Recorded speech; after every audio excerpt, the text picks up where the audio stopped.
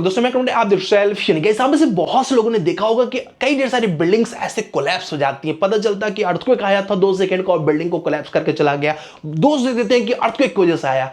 सच्चाई बताओ ना, इंजीनियरिंग मिस्टेक्स की वजह से आया है। कई ढेर सारे लोग इस चीज को समझ नहीं पाते कि यार हम लोग कौन कौन से मिस्टेक घर बनाते समय कर देते हैं जिसकी वजह से इस तरीके का हमें खामियाजा भुगतना पड़ता है। आइए इसके बारे में डिटेल में डिस्कस करेंगे। एक केस स्टडी भी आपको दिखाऊंगा जिससे आपको आइडिया लगेगा कि यार ये नहीं गलती की होते तो ठीक हो जाता हमारा बिल्डिंग। तो चलिए डेप्थ में डिस्कस करते हैं। ये वीडियो उन सभी के लिए जो एक्चुअल में स्ट्रक्चर्स को समझना चाहते हैं, सिविल इंजीनियरिंग को समझना चाहते हैं और बिल्डिंग को अर्थक्वेक रेजिस्टेंस बनाना चाहते हैं। ये सीरियस लोगों का टॉपिक है, नॉन सीरियस लोग जा सकते हैं, रील देखिए, मजे करिए। ठीक है, आइए डिस्कस करते हैं गाइस कैसे बिल्डिंग्स को हम लोग अर्थक्वेक रेजिस्टेंस बना सकते हैं, कौन कौन से मिस्टेक्स होते हैं जिनको हमें नहीं करना चाहिए।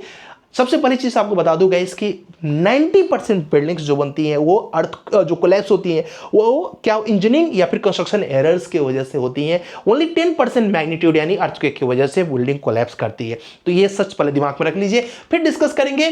गाइस आपके सामने एक केस स्टडी दे रहा हूं गुजरात का। आप सबको पता है कि गुजरात का जो बिल्डिंग्स क्या कोलैप्स हुए थे, जो अर्थक्वेक आया था 2001 में, उसमें 20,000 तो गवर्नमेंट डाटा है जिसमें लोग डेथ कर गए थे।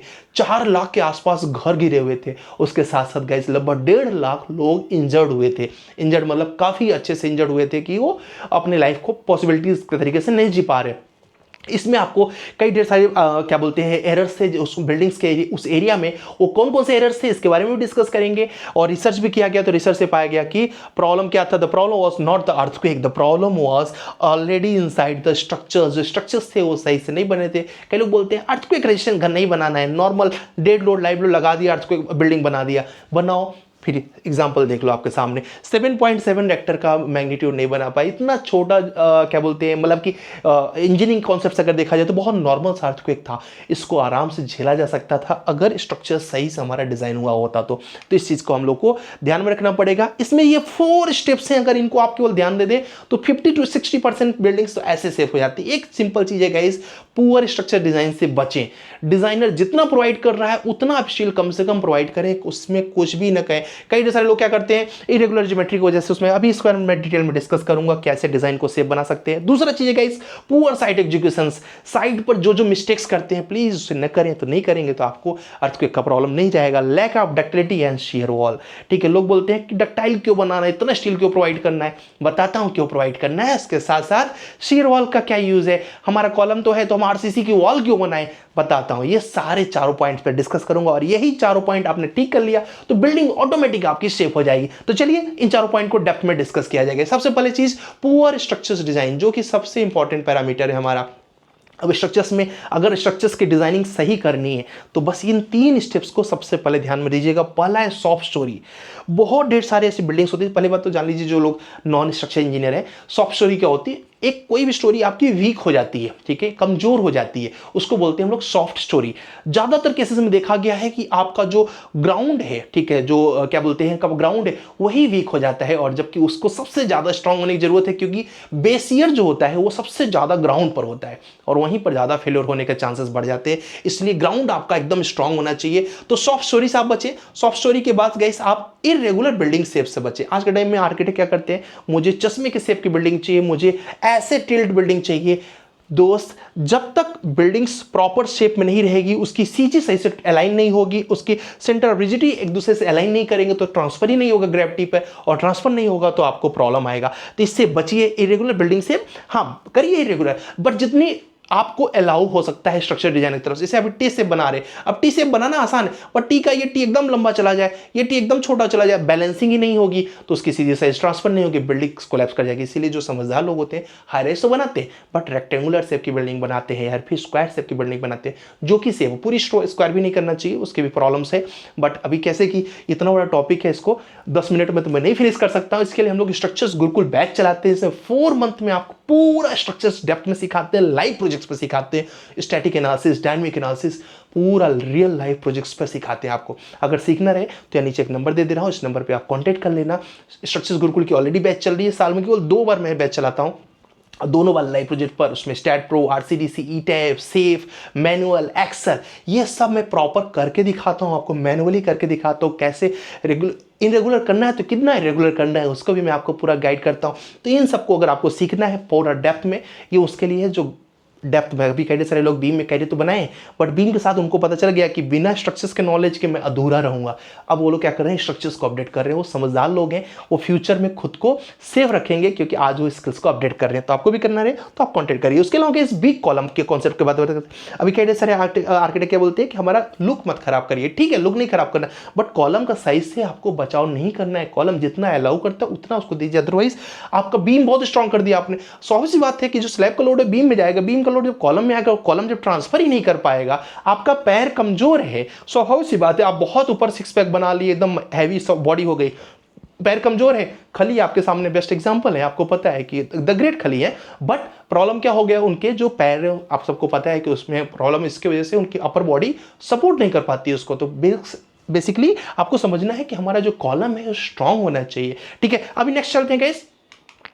ठीक है, अब टॉर्जन एक ऐसी चीज है जिससे हम लोग बचते नहीं, और ये बहुत इंपॉर्टेंट एग्जांपल के लिए बताता हूं कि टॉर्जन का एक एग्जांपल मान लीजिए ये, ठीक है। अब स्वाभाविक सी बात है, टॉर्जन यानी ट्विस्टिंग से आता है। ट्विस्टिंग क्या होती है गाइस, अगर ये चीज जो है अगर ये बड़ा हो जाए, इतना बड़ा हो जाए, तो जब मैं ऐसे इसको घुमाऊंगा तो क्या होगा, ट्विस्ट होने का चांस रहेगा। तो आप रेक्टेंगुलर किसी चीज को करिए, बट उतना करिए कि टॉर्जन रिड्यूस कर सके। और अगर आप चाहते हैं नहीं सर मुझे तो क्या बोलते हैं 10x20 का स्ट्रक्चर बनाना है या फिर 10x25 का स्ट्रक्चर बनाना है, तो जिधर 25 मीटर है उधर की तरफ आप शेरवाल प्रोवाइड कर दीजिए, जिससे जब ट्विस्टिंग हो तो इधर मजबूती रहे, ट्विस्टिंग रुक सके।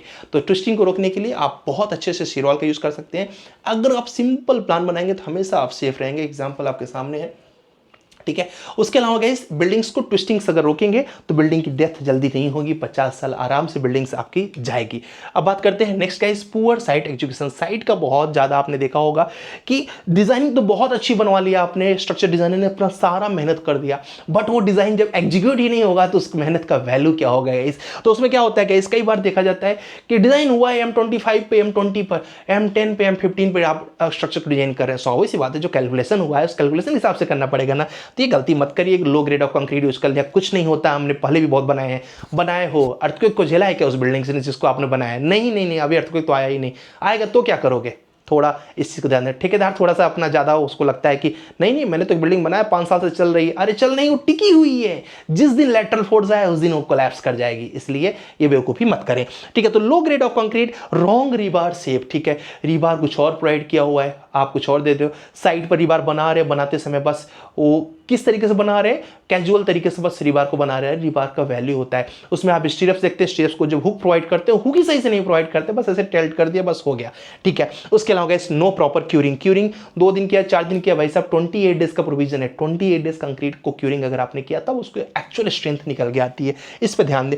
अनस्किल्ड लेबर्स, ठीक है, आपने क्या किया, 300 में 200 में आपको लेबर चाहिए, 400 में लेबर चाहिए। अच्छा कारीगर होगा तो आपसे पैसे चार्ज करेगा, उसे चार्ज करने दीजिए, क्योंकि आप फ्यूचर बना रहे हैं। प्लस अपने क्लाइंट को जिसके लिए बना रहे हैं उसको भी क्लियर करें कि मैं ऐसे लोगों को लगाया हूं कंस्ट्रक्शन के लिए जो लोग ऑलरेडी इस तरीके की चीजें बहुत ढेर सारे कर चुके हैं। इन चीजों पर पैसे अगर आप बचाएंगे तो आपका प्रॉब्लम होगा, तो क्लाइंट आपको एक्स्ट्रा पैसे देगा अगर आप उसको इन चीजों के बारे में समझा पाए कि भाई कॉलम इतना रखना है, बीम इतना रखना है। आप पास्ट केसेस बता दीजिए कि ये केसेस होते हैं, तो इससे आपकी बिल्डिंग्स बहुत सेफ हो सकती है। नेक्स्ट केस आपका कंक्रीट की क्वालिटी, जिससे मैंने आपको बताया कि 60% तो ऐसे ही आपकी स्ट्रेंथ रिड्यूस हो जाती है। क्यों? M10 पे भाई साहब डिजाइन करके बैठे हैं, स्ट्रक्चर की मिनिमम जो कंक्रीट के लिए प्रोविजन है M20 पर मिनिमम होना चाहिए। और जो आधा तो आपने ऐसे स्ट्रेंथ कर दिया तो 60% रिड्यूस हो जाएगा। और 28 डेज क्यूरिंग किया ही नहीं, पानी बहुत ज़्यादा लग रहा था या फिर लेबर चार्ज बहुत लग रहा था, दोस्त नहीं करेंगे। आपने सब अच्छा यूज किया, मटेरियल अच्छा यूज किया, रीबार अच्छा यूज किया, जब उसको वाटर ही नहीं मिला तो बॉन्डिंग ही नहीं बना पाएगा, तो स्ट्रेंथ ही नहीं आएगा जिस स्ट्रेंथ के लिए आपने उसको डिजाइन किया है। तो ये गलती नहीं करना है। इसके अलावा गाइस, कई लोग क्या करते हैं कि उनको बचाना होता है स्टील, तो उन्होंने क्या किया, यहाँ से LD प्रोवाइड कर दिया, बस हो गया, ठीक है। ये LD केवल प्रोवाइड करना सफिशिएंट नहीं होता है, इसके लिए आपको प्रॉपर यहाँ से डक्टाइल डिजाइन जब करते हैं आप, तो यहाँ से स्टील आती है और नीचे तक यहाँ तक LD, और यहाँ से जो स्टील जाएगी ये ऊपर तक LD, और जहां तक LD होगी वहां तक क्लोज स्टीरप्स रखिए। क्या रखिए? क्लोज स्टीरप्स रखिए, जिससे कि उसको स्ट्रेंथ मिल सके। इसमें स्टील बचाने की जरूरत नहीं है, यहां स्टील एक अच्छा इन्वेस्टमेंट के तौर पे देखा जाता है गाइस, ठीक है। तो ये लापरवाही हमें नहीं करना है। डक्टाइल स्ट्रक्चर हमेशा सेफ रहता है गाइस, बेंड डिफॉर्म मींस उसमें कभी फेलियर्स नहीं आएंगे। अदरवाइज ब्रिटल स्ट्रक्चर्स हो जाएगा, और ब्रिटल स्ट्रक्चर हो जाएगा तो बहुत जल्दी वो कोलैप्स करेगा अगर एक भी लैटरल इंपैक्ट आया तो छोटी सी मिस्टेक्स जिससे आप डक्टाइल अपना सेव कर सकते हैं। क्लोज स्टीरप्स आपको प्रोवाइड करने हैं, हुक्स सही से प्रोवाइड करना है, इस पे जो लैपिंग है वो सही से प्रोवाइड करना है। तीनों चीज़ को अगर आपने सही कर लिया तो ऑलरेडी आपकी बिल्डिंग टक्टाइल हो गई। तो इसके लिए बहुत ज़्यादा आपको खर्चा नहीं पड़ रहा है, बट हाँ ये जरूर है कि आपका थोड़ी सी कॉस्टिंग बढ़ती है स्टील अगर हम लोग एक्स्ट्रा प्रोवाइड करते हैं। अब शेयर वॉल का इस बात करते हैं। शेयर वॉल आप सबको पता है कि आरसीसी की वॉल होती है जो कि थ्रू आउट द फाउंडेशन से लेके through out the building height तक जाती है। 150 mm से 400 mm तक उसको हम लोग प्रोवाइड करते हैं। लगभग 6 to 7 टाइप्स के आप शेयर वॉल प्रोवाइड करते हैं अलग अलग साइड पर, रेक्टेंगुलर टाइप का, कोर टाइप का, क्या बोलते हैं अपना couple wall share wall provide करते हैं। इन शेयर वॉल को जब प्रोवाइड कर रहे हैं, रिजिड फ्रेम शेयर वॉल को प्रोवाइड करते हैं, इन शेयर वॉल को जब प्रोवाइड कर रहे हो तो समझदारी से प्रोवाइड करना चाहिए और इनका बैलेंसिंग बहुत इंपॉर्टेंट है। एक इधर प्रोवाइड किया सेम उधर भी प्रोवाइड करिए। कई बार क्या होता है कि हम लोग इसकी बैलेंसिंग खराब कर देते हैं गाइस। कैसे बैलेंसिंग खराब कर देते हैं? ठीक है, अभी देखिए इन्होंने कितना अच्छे से प्रोवाइड किया, इधर भी प्रोवाइड किया, इधर प्रोवाइड किया, सेम अगर इधर और इधर इन्होंने प्रोवाइड किया तो इसकी बैलेंसिंग अच्छी रहेगी। अब केवल किसी ने क्या किया, लिफ्ट की तरफ केवल प्रोवाइड कर दिया, ना इधर प्रोवाइड किया, ना उधर प्रोवाइड किया, ना उधर, तो बैलेंसिंग सोचिए नहीं, आरसीसी की वॉल है, इधर की तरफ ज्यादा हो गया, इधर की तरफ कुछ है ही नहीं, तो क्या होगा, इधर से स्ट्रांग हो गया, उधर की तरफ गड़बड़, तो ट्विस्टिंग आएगी तो उधर गड़बड़ कर देगा। इसलिए इसको आपको समझदारी से प्रोवाइड करना चाहिए। कहीं पर भी शेयर वॉल प्रोवाइड करें। कई लोग तो सोचते हैं शेयर वॉल की जरूरत क्या है, और कई लोग मैंने देखा हुआ गाइस वो क्या करते हैं, लिफ्ट में पीछे के साइड पे केवल शेयर वॉल प्रोवाइड कर देंगे, आगे तरफ ब्रिक वॉल कर देते हैं। अब वाइब्रेशन होता है लिफ्ट में, आप समझिए। ब्रिक क्या है, ब्रिक कंप्रेसिव मेंबर है। ब्रिक क्या करेगा, ब्रिक के पास जब लोड जाएगा खुद ही लेके बैठा रहेगा और ट्रांसफर ही नहीं करेगा भाई साहब। आपके एक दिन ऐसा होगा लिफ्ट भी ऐसे खड़ जाएगी। ठीक है, थोड़ी सी समझदारी रखिए, आप शेयर वॉल प्रॉपर प्रोवाइड करो, शेयर वॉल प्रोवाइड ही करिए। एक एग्जाम्पल दे रहा हूँ कि देखिए with share wall without share wall का बेनिफिट क्या है कि अगर शेयर वॉल प्रोवाइड कर दिया, विदाउट शेयर वॉल किया तो एक्सेसिव स्वे है, बिल्डिंग बार बार ऐसे जाएगी। ठीक है, और इसको बोलते हैं टाइम पीरियड बोलते हैं गाइस। अभी ये टॉपिक बहुत आगे चला जाएगा इसलिए मैं शॉर्ट में बता रहा हूं। इसके अलावा स्पीड डेल्टा इफेक्ट्स आ सकता है, कॉलम ओवरलोडेड हो सकता है। सोचिए ना कि कोई स्ट्रांग है ही नहीं। ठीक है, इसको मैं बोलता हूं अपने क्लास में बॉडीगार्ड है। ठीक है, अब जब आपको रिस्क है, आपकी बिल्डिंग बड़ी है, तो बॉडीगार्ड रखिए, एक नहीं रखिए, 4-6 रखिए, क्योंकि एक को मारा जा सकता है। तो गैस यहाँ पर कॉलम ओवरलोड हो जाता है। उसके अलावा प्रोग्रेसिव कोलैप्स होने का चांस हो जाता है। अगर आपने शेयर वॉल प्रोवाइड किया, स्वे कंट्रोल रहेगा, बार बार ऐसे बिल्डिंग नहीं जाएगी, नॉर्मल जाएगी, वापस आ जाएगी। उसके अलावा गैस कॉलम प्रोटेक्टेड रहेंगे। शेयर वॉल आधा से ज़्यादा लोड ले लिया, ठीक है, तो कॉलम भी मजे में रहेगा, कोई टेंशन नहीं है, और फील्डिंग स्ट्रक्चर्स सर्वाइव कर पाएगा आराम से जितने साल के लिए आपने डिज़ाइन किया है। कैसी छोटी छोटी चीज़ें हैं, जैसे मैंने अभी एग्जाम्पल बताया, बैलेंसिंग। ठीक है, ट्विस्टिंग आया तो स्वाभाविक सी बात, इधर से ट्विस्टिंग आया तो इधर से ट्विस्टिंग आया तो ये रोक लिया, इधर से ट्विस्टिंग आया तो ये रोक लिया, तो बैलेंसिंग इसकी बहुत इंपॉर्टेंट है। और फाउंडेशन को कई लोग क्या करते हैं, ऊपर से प्रोवाइड करते हैं, नहीं, फाउंडेशन हमेशा नीचे से लेकर through out the building height provide करिए। कई लोग तो 3 फ्लोर ले जाने के बाद बंद कर देते हैं, ऊपर बिल्डिंग वीक हो जाएगी, ये समझदारी रखिए अपने दिमाग में। कोर प्लेसमेंट, ठीक है, अगर आपने लिफ्ट प्रोवाइड किया तो लिफ्ट कहाँ पर प्रोवाइड किया, देखिए लिफ्ट के लिए है, लिफ्ट के साथ अगर स्टेयरकेस भी है तो सबको शेयर वॉल के अंदर कनेक्ट करिए, जिससे कि, क्योंकि उसमें क्या होता है, अचानक से लोड आता है स्टेयरकेस पे, अचानक से लोड आता है लिफ्ट के अंदर। ठीक है, 10 लोग अचानक से आते हैं ना, तो उसके क्या होता है, वाइब्रेशंस की वजह से बिल्डिंग्स वीक होती है। तो अगर आपने आरसीसी मेंबर्स हैं तो स्टील को ट्रांसफर कर देगा। तो ये कोर प्लेसमेंट सही से करिए और बिल्डिंग का लेंथ एंड विड्थ सही से डिसाइड करिए। आपको लेंथ ऐसे डिसाइड नहीं करना कि 100 फीट ऐसे कर दिया, 20 फीट ऐसे कर दिया, ऐसे बिल्डिंग्स में ज़्यादा इंपैक्ट आते हैं और अर्थक्वेक रेजिस्टेंस नहीं रह पाती है बिल्डिंग्स। ठीक है, अब थोड़े से इसको समराइज कर देते हैं गाइस कि आप सब, अगर डिज़ाइन आपकी राइट है, IS 1893 के अकॉर्डिंग है, IS 13920 के अकॉर्डिंग है, तो आपकी बिल्डिंग को टेंशन नहीं रहेगा। बिल्डिंग्स को बिल्ड करिए सही तरीके से, क्यूरिंग करिए 28 डेज तक। उसके अलावा गाइस डिटेल उसका क्या बोलते हैं, प्रॉपर प्रोवाइड करिए, लैपिंग जहाँ है वहीं प्रोवाइड करिए, हुक्स जितना है उतना ही प्रोवाइड करिए, और उसको रजिस्ट करने के लिए जितना आपको चाहिए, किस सेस्मिक जोन के लिए है, हर सेस्मिक जोन की बिल्डिंग अलग होती है। एक डिज़ाइनर वही सेम लोड जोन 2 को दे दे, वही जोन 4 को दे दे, भाई साहब जोन 2 और जोन 4 में बहुत डिफरेंस है, और कंस्ट्रक्शन क्वालिटी भी डिफरेंस करना पड़ता है। जोन 4 में आपको स्ट्रेंथ ज़्यादा रखना पड़ेगा जोन 2 के कंपेयर में। तो अगर इस चीज़ को आप सावधानी रख लें तो आपकी बिल्डिंग्स बहुत अच्छे से कोलैप्स होने से बच सकती है। उसके अलावा गाइस आप ये छोटी छोटी चीज़ को समराइज कर दूं, पहले तो शेयर वॉल सही से प्रोवाइड करिए, कॉलम का प्लेसमेंट सही से हो, और शेयर वॉल जो प्रोवाइड करिए बेस से लेकर रूफ तक प्रोवाइड करिए। और IS 13920 को अगर आप फॉलो करेंगे आपकी बिल्डिंग्स बहुत अच्छी होगी, डक्टाइल डिजाइनिंग होगी, और स्टील स्पेसिंग सही रखिए, 135 की डिग्री पर उसके हुक्स रखिए। उसके साथ साथ गैस M20 का कंक्रीट अगर प्रोवाइड करते हैं तो आपका आराम से सेफ रहेगा बिल्डिंग। M25 डिजाइन है तो M25 को करिए, कोई वो नहीं है, बट मिनिमम M20 रखिए। उसके अलावा 28 डेज क्यूरिंग करिए। इतने रूल को अगर आपने फॉलो कर लिया तो आपकी बिल्डिंग्स प्रॉपर सेफ रहेगी, आपको सोचने की जरूरत नहीं है। पूरा चाहे तो आप स्क्रीनशॉट ले लें, या फिर इस नोट्स को भी चाहिए तो मुझे व्हाट्सएप कर दें, मैं आपको ये पूरी PDF ही भेज दूंगा। अब गाइस इसके लिए क्या सीखना पड़ेगा, एज ए स्ट्रक्चर डिजाइनर, आप डिजाइनर हो ना, तो आप दोस्त प्रॉपर फोकस करिए IS 1893 पे, IS 13920 पे, 456 पे। उसके अलावा गाइस कोशिश करिए कि साइट विजिट अगर आपको मिल जाए तो एक बार साइट विजिट भी करिए। अगर आपने किसी को डिज़ाइन दिया है उसको बोलिए हमारी साइट इंस्ट्रक्शन भी रहेगी, तो उस पर भी समझदारी होती है। जैसे मैंने पहले ही बताया कि गाइस बीम और स्ट्रक्चर्स को अगर मिक्स करके वो स्टडी किया जाए या फिर लॉन्ग टर्म में दोनों का मिक्स कैरियर बनाया जाए, तो आपको पता है कि डिज़ाइन बनाते समय क्या कॉलम का साइज रखना चाहिए, साथ ही साथ पता है कि एलिवेशन भी हमारा खराब कैसे ना हो। ठीक है, तो इन दोनों का कॉम्बिनेशन बहुत अच्छा होता है और रियल वर्ल्ड में आप अच्छे से कर सकते हैं, बिल्डिंग से फेलियर्स कम होंगे। Civil engineering is not just building structures. ठीक है, हमने बिल्डिंग बना दी, हम सिविल इंजीनियर हो गए, नहीं। It is about the protecting the lives. Every calculations you do, every details you check, every corners you refuse to cut, that is engineering, that matters। ठीक है, हम लोग सोचते हैं बिल्डिंग बनाना है सिविल इंजीनियरिंग, नहीं, बिल्डिंग्स में लोगों को सेफ रखना ये हमारी सिविल इंजीनियरिंग होती है। अब इतना डेडिकेशन से अगर कोई स्टडी करता है तो कोई प्रॉब्लम ही नहीं होगी उसको। होप ये वीडियो से आपको कुछ तो लर्निंग मिली होगी, आपको आइडिया लगा होगा कि स्ट्रक्चर्स की डिजाइनिंग सही होनी चाहिए, डक्टाइल डिजाइनिंग करना चाहिए और साइट पर सही से एग्जीक्यूशन करवाना चाहिए। अगर ये छोटी छोटी चीज़ें शेरवाल को प्रोवाइड करना चाहिए, अगर ये आपने किया, बिल्डिंग आपकी सेफ रहेगी। होप ये वीडियो आपको कैसा लगा होगा कमेंट करके बताना, और साथ ही साथ आपको कोई क्वेरीज हैं तो प्लीज़ कमेंट करें।